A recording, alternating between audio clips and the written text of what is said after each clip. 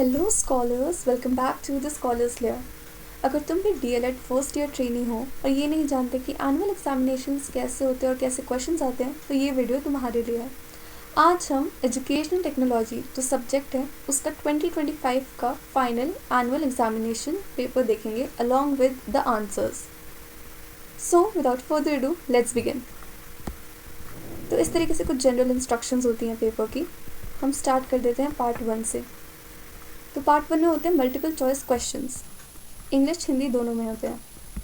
पहला क्वेश्चन है, which one of the removable storage devices will you select as a teacher to keep digital content safe for future use. यानी कि as a teacher, तुम एक teacher हो तो तुम डिजिटल कंटेंट को सेफ रखने के लिए कैसा रिमूवेबल स्टोरेज डिवाइस सिलेक्ट करोगे, जिसमें से ऑप्शंस हैं floppy disk, magnetic tape device, hard disk drive या फिर memory card.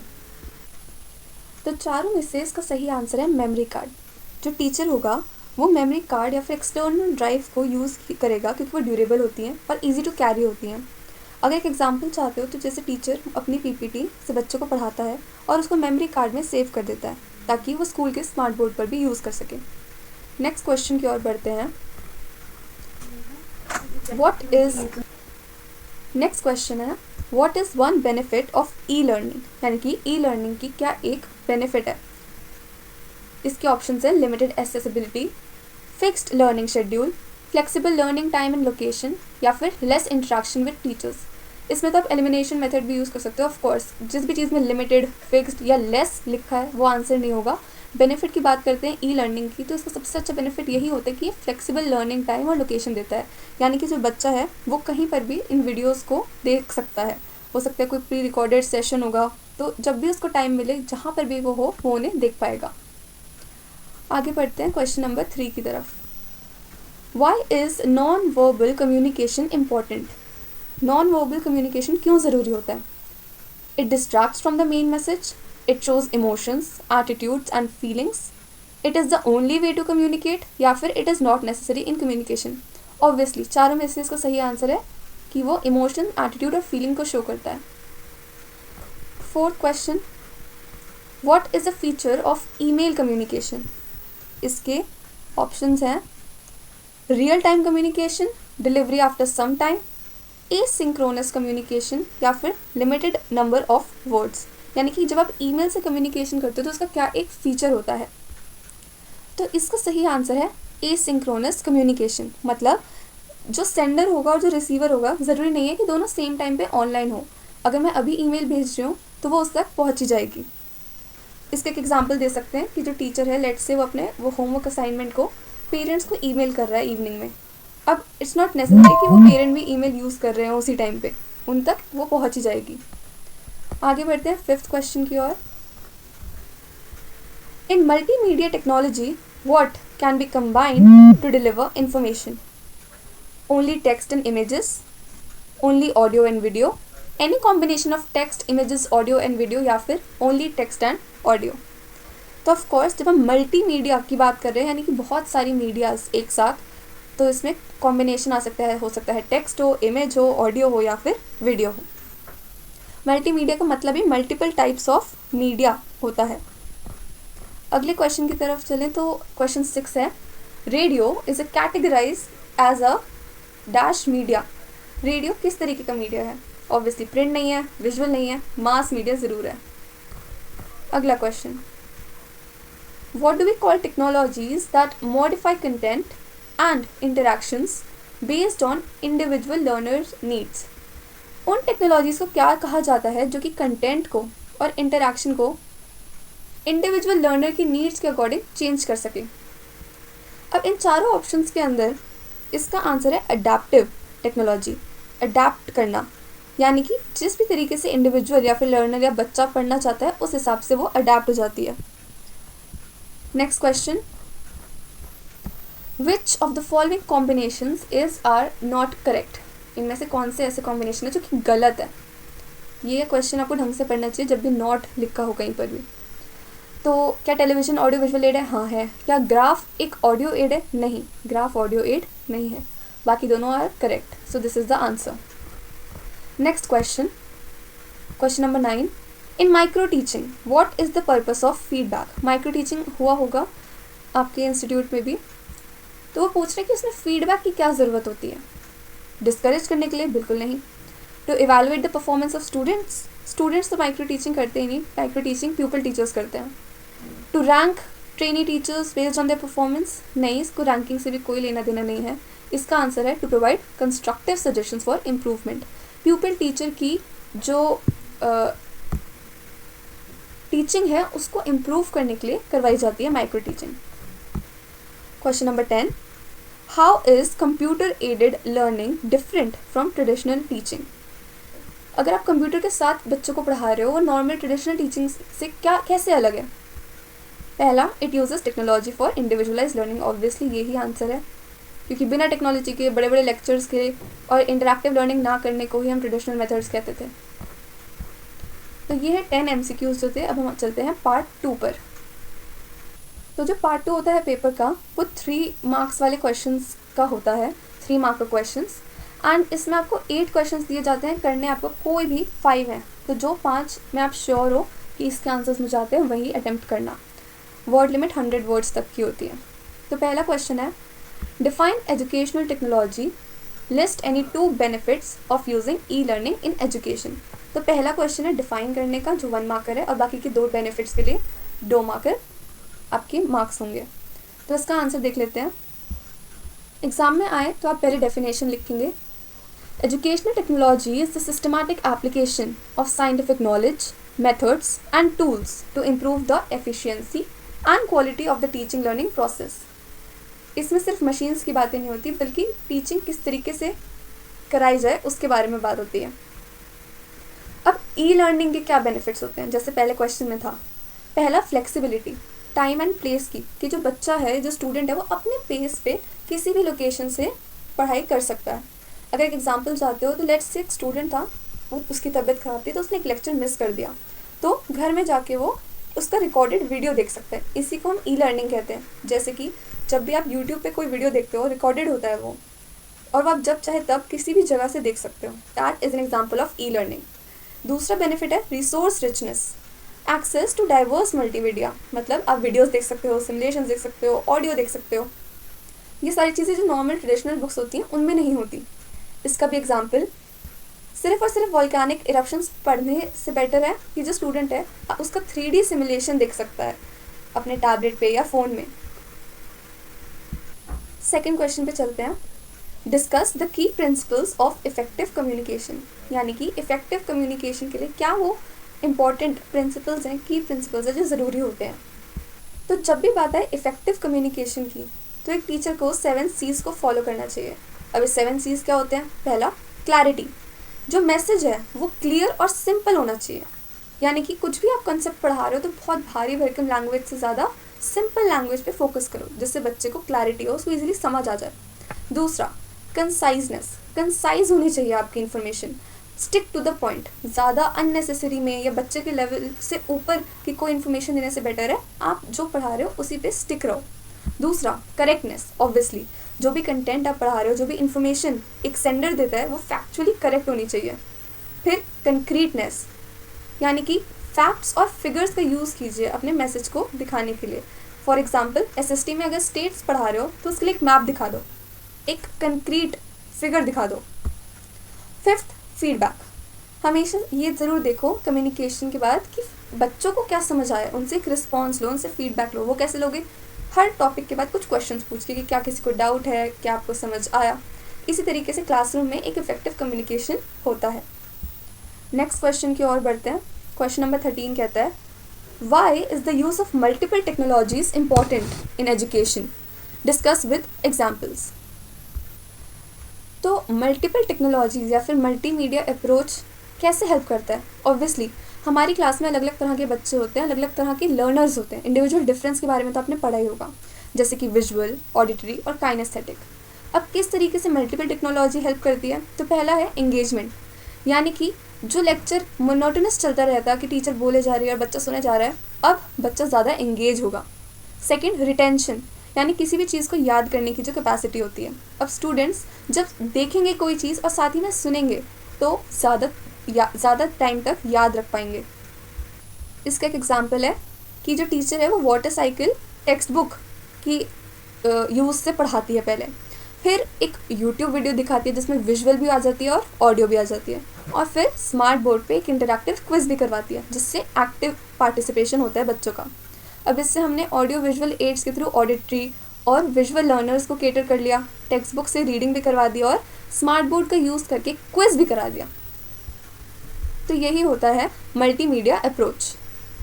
Question number 14, describe the difference between teleconferencing, web conferencing and video audio conferencing.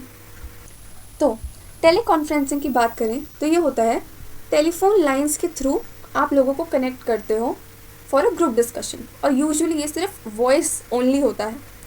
अब वीडियो ऑडियो कॉन्फ्रेंसिंग ये थोड़ी high quality live video audio feed होती है, दो या दो से ज़्यादा लोकेशंस के through using a dedicated hardware. For example, Delhi से कोई एक्सपर्ट हैं, वो गेस्ट लेक्चर दे रहे हैं, और गेस्ट लेक्चर कहाँ दे रहे हैं? सैटेलाइट लिंक के थ्रू किसी गांव में, किसी विलेज में वो दे रहे हैं। तो इससे दो अलग अलग लोकेशंस में हाई क्वालिटी लाइव आप फीड वीडियो ऑडियो फीड करा सकते हैं। तीसरा है वेब कॉन्फ्रेंसिंग। अब ये होती है ओवर द इंटरनेट और एक ब्राउज़र या फिर ऐप जैसे कि जूम या गूगल मीट के थ्रू होती है।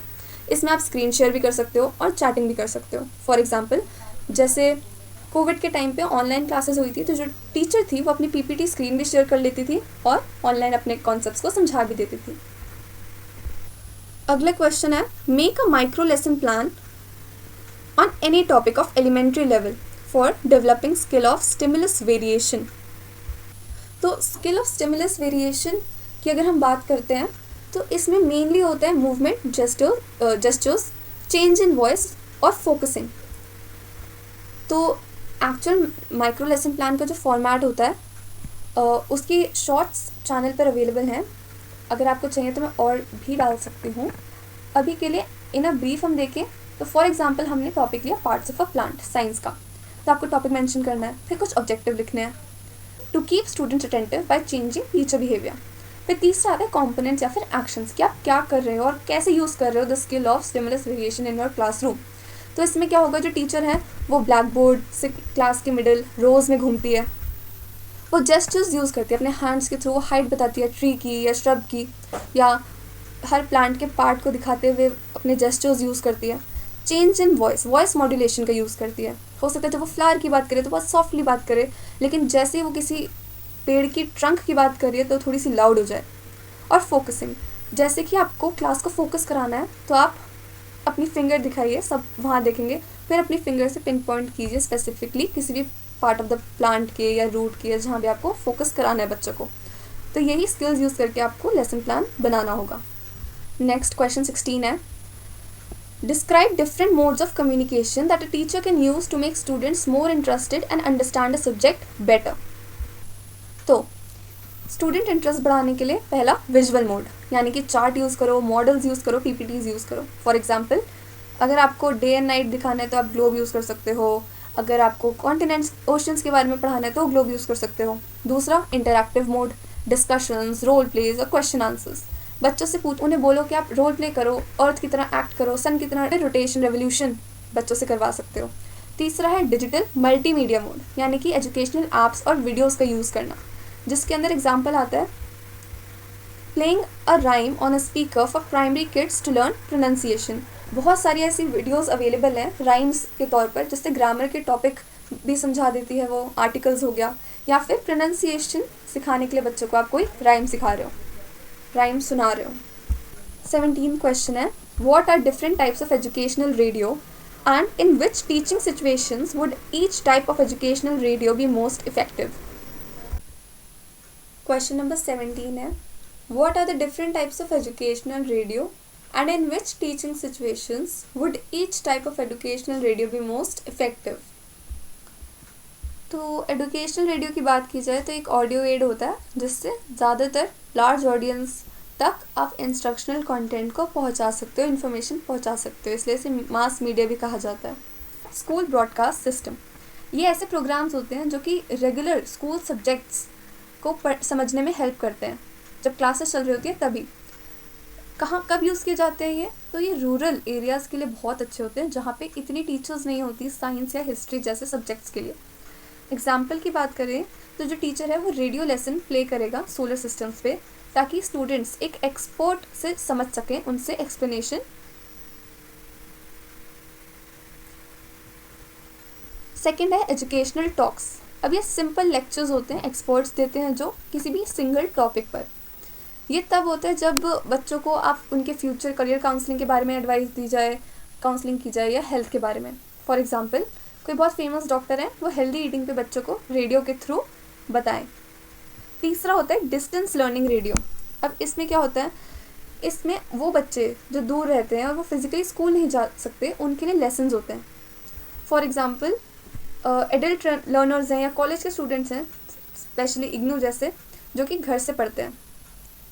इसके एग्जांपल में आएगा कि कोई इंग्लिश ग्रामर लेसन को बच्चा सुन रहा है रेडियो पर जब वो घर में काम कर रहा है। फोर्थ होता है community radio.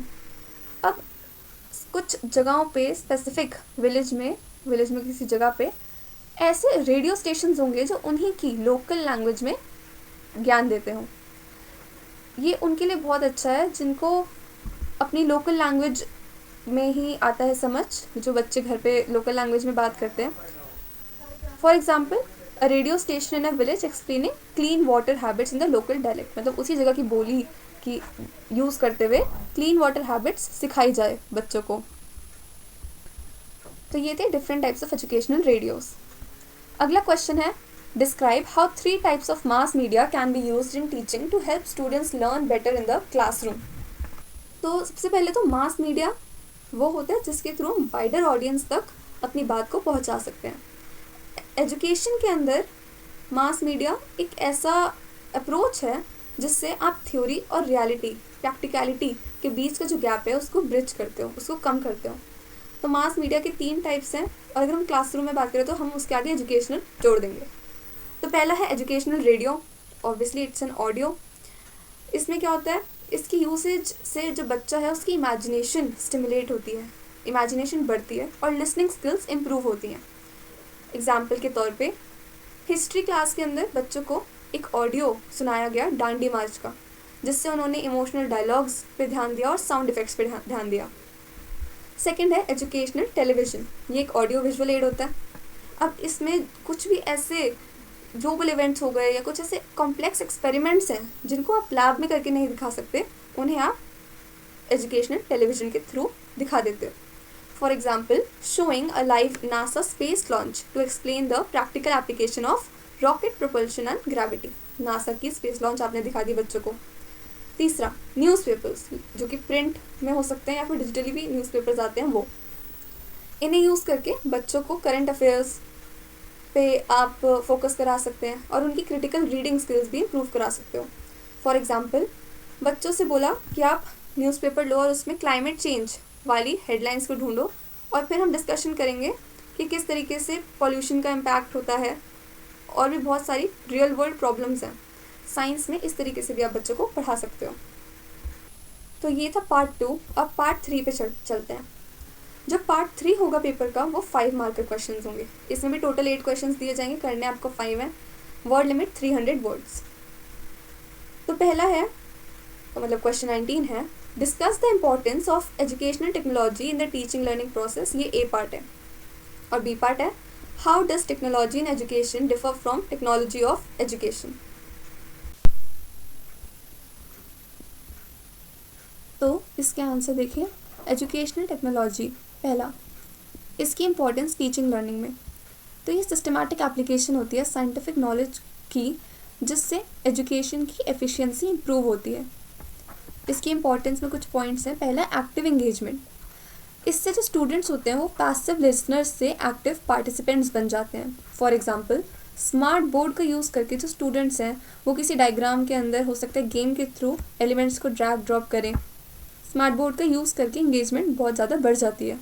Second, individualised instruction. इससे क्या होता है, इससे बच्चों की जो डिफरेंट लर्निंग स्टाइल्स है, जैसे कि विजुअल, ऑडिटरी, काइनेस्थेटिक, ये केटर होते हैं। थर्ड है इमीडिएट फीडबैक। तो डिजिटल टूल्स जैसे कि गूगल फॉर्म्स, इससे इंस्टेंटली पता चल जाता है टीचर को कि किसको समझ आया। एक क्विज आप ऑनलाइन भी करवा सकते हो। फोर्थ है ब्रिजिंग द डिस्टेंस। तो क्लासरूम के अंदर आप बच्चों को कोई भी म्यूज़ियम दिखा सकते हो वर्चुअली, या वर्चुअली कोई भी वर्ल्ड में जगह विजिट करा सकते हो। इस क्वेश्चन का जो बी पार्ट अगर हम देखें तो वो डिफरेंस था between technology in education versus technology of education. तो इन एजुकेशन की बात करते हैं तो इसमें हार्डवेयर आता है, जैसे कि जो फिजिकल टूल्स होते हैं जिनको यूज़ करके आप इंस्ट्रक्शन देते हो, यानी वो चीज़ें जिन्हें आप टच कर सकते हो, for example laptops, projectors, tablets, VR headsets. Technology of education की बात करें तो इसमें सॉफ्टवेयर आता है या सिस्टम्स अप्रोच आती है। ये एप्लीकेशन होता है साइकोलॉजिकल प्रिंसिपल्स की एंड नो हाउ की, जिससे लर्निंग प्रोसेस होता है। ये मेथड होती है टीचिंग की, फॉर एग्जांपल ब्लूम्स टैक्सोनॉमी हो गया, प्रोग्राम लर्निंग हो गया या फिर इंस्ट्रक्शनल डिज़ाइन हो गया। अगला question, explain Edgar's Dale cone. Next question, explain Edgar Dale's cone of experience and its importance in teaching and learning. How can a teacher use this model to enhance student engagement and retention? तो paper में आपको ये Dale's cone of experiment बना के आनी होगी। तो ये बात इजीली बता देता है कि किस तरीके से बच्चों की जो रिटेंशन होती है वो काम करती है। तो इस कोन में वो कहते हैं कि जब आप टॉप से यानी एब्स्ट्रैक्ट से बॉटम कॉन्क्रीट की तरफ जाते हो तो जो सेंसरी इन्वॉल्वमेंट होती है ना वो बढ़ जाती है। जो टॉप है यानी एब्स्ट्रैक्ट चीज़ें की चीज़ों को सुनना या फिर पढ़ना, यहाँ पे रिटेंशन बहुत कम है, मतलब बच्चा सिर्फ सुनेगा या पढ़ेगा तो वो बहुत जल्दी भूल जाएगा। बीच में होती है ऑब्जर्विंग, यानी कि बच्चों को आप मूवी दिखा सकते हो, कुछ पिक्चर्स विजुअल सिम्बल्स दिखा सकते हो।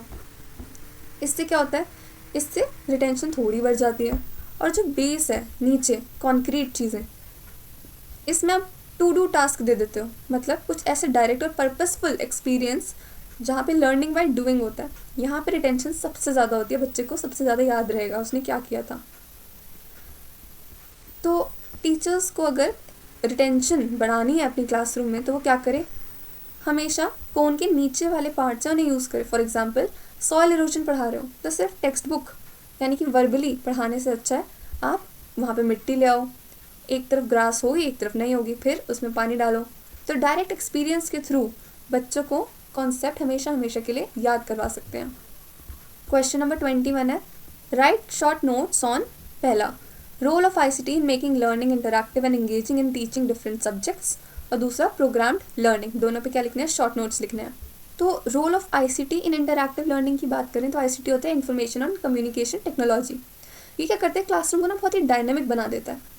इसमें क्या आता है, जैसे कि गेमिफिकेशन, काहूट जैसे टूल्स को यूज़ करके आप क्विज को गेम्स और कंपटीशन में बना सकते हो, जिससे क्या होगा, जिससे स्टूडेंट इंटरेस्ट बढ़ जाएगा, उनकी पार्टिसिपेशन बढ़ जाएगी। कोलैबोरेशन, तो कुछ ऐसे टूल्स होते हैं जैसे पैडलेट हो गया, इससे क्या होगा, एक साथ ही 40 या 30 जितनी भी आपकी क्लास में स्टूडेंट्स हैं वो अपने डिजिटल वॉल पे अपने आइडियाज़ लिख सकते हैं साइमल्टेनियसली। हो सकता है हिस्ट्री क्लास है, अब उसमें इंडस वैली पढ़ा रहे हो, लेक्चर देने के अलावा आप बच्चों को VR headset, virtual reality headset बनाओ, जिससे वो मोहनजोदाड़ो जैसी जगह पे वॉक थ्रू कर पाएंगे even though they are right now in their classroom. फिर प्रोग्राम्ड लर्निंग की बात करें तो ये एक सेल्फ टीचिंग मेथड होता है जो BF स्किनर ने ऑपरेंट कंडीशनिंग के बेसिस पर डेवलप किया था।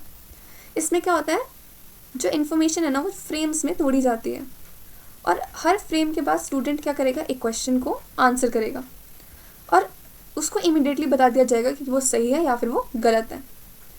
तो जो फास्ट लर्नर होगा वो जल्दी जल्दी आगे बढ़ जाएगा और जो स्लो लर्नर होगा वो धीरे धीरे अपना टाइम लेगा और उसको एम्बैरेस भी फील नहीं होगा। नेक्स्ट क्वेश्चन है, as a teacher you need to use different tools to make your lessons engaging and effective. Display boards are one of these tools. पहला क्वेश्चन का part, what are the different types of display boards you can use in the classroom, और दूसरा है briefly explain how each of these boards can help students learn better.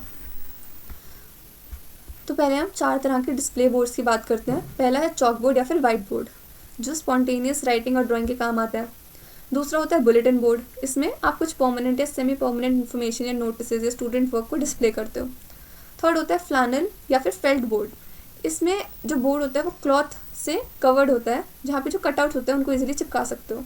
और fourth होता है magnetic board, इसमें magnets के through आप visual aids या फिर कुछ भी नोटिस हो गया इन सबको होल्ड अप करते हो। अब स्टूडेंट्स किस तरीके से इससे सीखते हैं, तो बुलेटिन बोर्ड्स के थ्रू ना they foster a sense of belonging. जब देखता है बच्चा कि उसकी लिखी गई पोएम या उसका बनाई हुई ड्राइंग जो है वो पिन हो रखी है बोर्ड पर, तो उससे उसकी सेल्फ एस्टीम और इंटरेस्ट सब्जेक्ट में बढ़ जाता है। फिर फ्लैनल बोर्ड्स किस तरह काम आते हैं, तो बच्चों को स्टोरी टेलिंग के लिए बहुत ज़्यादा हेल्प करते हैं। जो टीचर है वो फ्लैनल बोर्ड पे अपने कैरेक्टर्स को हिला सकता है, इधर उधर फिक्स कर सकता है, जिससे जो बच्चे होंगे उनकी अटेंशन भी वहीं पे जाएगी। और चॉक बोर्ड की बात करें तो स्टेप बाय स्टेप मॉडलिंग के लिए। फिर चॉक बोर्ड्स वाइट बोर्ड्स की बात करें तो स्टेप बाय स्टेप अगर बच्चों को कुछ सिखाना है। फॉर एग्जाम्पल जब बच्चों को मैथ सिखाई जाती है बोर्ड पर, तो एक फ्लो होता है, एक प्रोसेस होता है, स्टेप बाय स्टेप बच्चों को पढ़ाया जाता है, तो उस टाइम पे ये वाले बोर्ड्स काम आते हैं। 23rd क्वेश्चन कहता है what factors should be considered when selecting and integrating technology in classroom teaching. Give 2 examples of how different technologies can be used in various subjects. इसकी बात करें तो सबसे पहला होता है पेडागोजिकल अलाइनमेंट, कि जो टेक्नोलॉजी है ये मेरे लर्निंग ऑब्जेक्टिव्स जो मैंने सेट किए हैं लेसन के, उन तक मुझे पहुंचा रही है या फिर ये एक डिस्ट्रैक्शन है। दूसरा, स्टूडेंट रेडीनेस, क्या जो बच्चे हैं वो इस टेक्नोलॉजी को यूज़ कर सकते हैं बिना फ्रस्ट्रेट हुए, क्या उन्हें आता है, क्या इतने टेक सेवी हैं वो। थर्ड, एसेसिबिलिटी, क्या इतने लैपटॉप्स या कंप्यूटर्स हैं, लैब है या इंटरनेट है क्लासरूम में या फिर स्कूल के अंदर कि हर एक बच्चा उसको यूज़ कर सके। फिर आता है कॉस्ट और मेंटेनेंस, कि ये जो टूल है क्या ये सस्टेनेबल है, स्कूल के बजट के अंडर आता है या नहीं। एग्जाम्पल्स की बात की जाए तो जोग्राफी में आप गूगल अर्थ यूज़ कर सकते हो, जिससे आप बच्चों को फॉर एग्जांपल हिमालयास पढ़ा रहे हो तो फोल्ड माउंटेन्स 3D में दिखा सकते हो। साइंस में डिजिटल माइक्रोस्कोप यूज़ कर सकते हो सेल की इमेज को बड़ा दिखाने के लिए, ताकि एक ही बार में पूरी की पूरी जो क्लास है उसको देख सके और डिस्कस कर सके। 24th क्वेश्चन कहता है stimulated teaching allows pre service teachers to practise their teaching skills in a controlled setting before teaching real students. What is simulated teaching and why is it useful for pre-service teachers? Describe the steps involved in the procedure of stimulated teaching. तो stimulated teaching क्या होता है? ये एक scaled down teaching encounter होता है। इसमें क्या होता है, इसमें जो स्टूडेंट टीचर या प्यूपिल टीचर हैं वो अपने ही peers के ग्रुप, ऑलमोस्ट 5 to 10 peers उनके जो हैं वो बैठते हैं और 5 से 10 मिनट या फिर 6 मिनट तक जो टीचर होगा, प्यूपिल टीचर होगा, वो एक स्पेसिफिक स्किल को मास्टर करेगा। माइक्रो टीचिंग भी कहलाई जाती है ये। अभी क्यों यूज़फुल है, इसमें सेफ्टी है और ये रिस्क फ्री इन्वायरमेंट है कि 50 बच्चों के आगे आप खड़े होकर कोई गलती करोगे तो इससे पहले है अपने ही पीयर्स के आगे कर लो और फिर फीडबैक पा लो। इसमें सबसे अच्छी बात होती है कि it builds confidence and allows for immediate correction. अब इसमें क्या होता है, इसके कुछ स्टेप्स होते हैं। पहला, ओरिएंटेशन। ऑब्वियसली पहले आपको सारी स्किल्स पता होनी चाहिए। For example skill of questioning हो गया या फिर स्किल ऑफ प्रूविंग क्वेश्चन कहते हैं, skill of stimulus variation, skill of introduction. फिर आप एक मिनी लेसन प्लान या माइक्रो लेसन प्लान जिसे कहा जाता है उसको बनाते हैं। फिर होती है टीचिंग, यानी कि उस लेसन को डिलीवर करना। डिलीवर किसको करोगे, अपने ही पीयर्स को करोगे जो कि एज स्टूडेंट्स आपके सामने बैठे होंगे। इसको आप रिकॉर्ड भी कर सकते हो ताकि खुद सेल्फ असेसमेंट भी कर पाओ। फिर होता है इसका पार्ट फीडबैक या फिर क्रिटिक। जो पीयर्स होंगे, जो आपके मेंटोर्स होंगे, वो बताएंगे कि क्या सही आपने किया और क्या नहीं किया, स्किल को यूज़ ठीक से किया या नहीं। फिर दूसरा राउंड होगा दोबारा से रीप्लानिंग और रीटीचिंग। जो टीचर है, प्यूपिल टीचर है, वो फीडबैक को इनकॉर्पोरेट करेगा और फिर दोबारा से पढ़ाएगा सेम टॉपिक। अगला क्वेश्चन है during your school experience programme you must have made a joyful learning material using technology to teach different topics. Describe this material and how you used it in your teaching. तो joyful learning material के अंदर digital scavenger Hunt का use किया, जिसमें QR codes बनाए गए और इसको कैसे यूज़ किया कि लेक्चर नहीं देना बल्कि स्कूल का जो गार्डन है उसके आसपास चारों तरफ QR कोड जो है अलग अलग जगह पे रख दिए। अब बच्चे क्या करेंगे, बच्चों को फ़ोन्स दे दिए जाएंगे या टैबलेट दे दिए जाएंगे, बच्चे ग्रुप के अंदर एक एक कोड के पास जाएंगे और स्कैन करेंगे। अब उससे हो सकता है उन्हें वीडियो मिले या फिर रिडल मिले किसी भी पार्ट ऑफ अ फ्लावर के बारे में एंड वो उससे सीख जाएंगे। तो इससे इम्पैक्ट क्या हुआ, students were running, laughing and collaborating. They weren't just learning biology, they were living it. और यही प्राइम एग्जाम्पल है किसका, जॉयफुल लर्निंग का, क्योंकि आपने डिजिटल डिस्कवरी के साथ साथ एक फिजिकल एक्टिविटी भी कंबाइन कर दी। तो अब हम पहुँच गए फाइनल क्वेश्चन पर। In a classroom, communication between a teacher and a student is very important, but sometimes this doesn't take place effectively. Write 2 barriers that can happen in communication between a teacher and students. Discuss 2 simple ways to solve these barriers and make communication better in the classroom. तो 2 barriers की बात करें तो पहला आता है semantic barrier या फिर लिंग्विस्टिक या लैंग्वेज बैरियर। अगर टीचर बहुत भारी भरकम शब्द यूज़ करेगा जो बच्चों को समझ ही नहीं आएंगे तो कम्युनिकेशन वहीं टूट गया। दूसरा फिजिकल बैरियर हो सकता है, यानी कि बहुत ज़्यादा शोर शराबा है। अब हो सकता है जो क्लासरूम है उसके साथ में कोई मार्केट लगी हुई है या कोई कंस्ट्रक्शन साइट है, तो बच्चों को सुनाई नहीं देगा कि टीचर क्या कह रही है। अब कैसे आप इन बैरियर्स को सॉल्व कर सकते हो? पहला, विजुअल एड। अगर लिंग्विस्टिक या लैंग्वेज बैरियर है तो बच्चों को पिक्चर दिखा दो या डायग्राम दिखा दो, जिससे क्या होगा, doesn't matter what is the vocabulary, जो मेरा मैसेज है वो तो पहुंच गया बच्चों तक। और दूसरा है एक्टिव फीडबैक लूप। सिर्फ ये मत पूछो कि तुम्हें समझ आया, सबको समझ आया, कोई डाउट है, बल्कि बच्चों से कुछ स्पेसिफिक क्वेश्चंस पूछे जाएं कि आप अपने शब्दों में बताओ क्या अभी हमने पढ़ा, इस वाले प्रोसेस में क्या होता है। दूसरा है एक्टिव फीडबैक लूप, यानी कि बच्चों को सिर्फ ये मत पूछो कि आपको समझ आया, बल्कि स्पेसिफिक क्वेश्चंस पूछो कि अपने शब्दों में इस पार्ट को समझाइए, इस प्रोसेस को समझाइए। इससे डायरेक्टली समझ आ जाता है टीचर को कि बच्चों ने वो चीज़ कॉम्प्रिहेंड करी या नहीं की। तो आज की वीडियो में यही था, educational technology DElEd first year का एनुअल एग्जामिनेशन पेपर जो हमने डिस्कस किया 2025 का। इसी तरीके से आपके क्वेश्चंस आएंगे और आपको आंसर लिखना होगा। इसके बाद किस सब्जेक्ट में आप आंसर की चाहते हो 2025 एग्जामिनेशंस की, कमेंट्स में ज़रूर बताना। This is it for today's video. Let's meet in the next one. Thanks for watching. If you found the video useful, please give it a like, share and subscribe.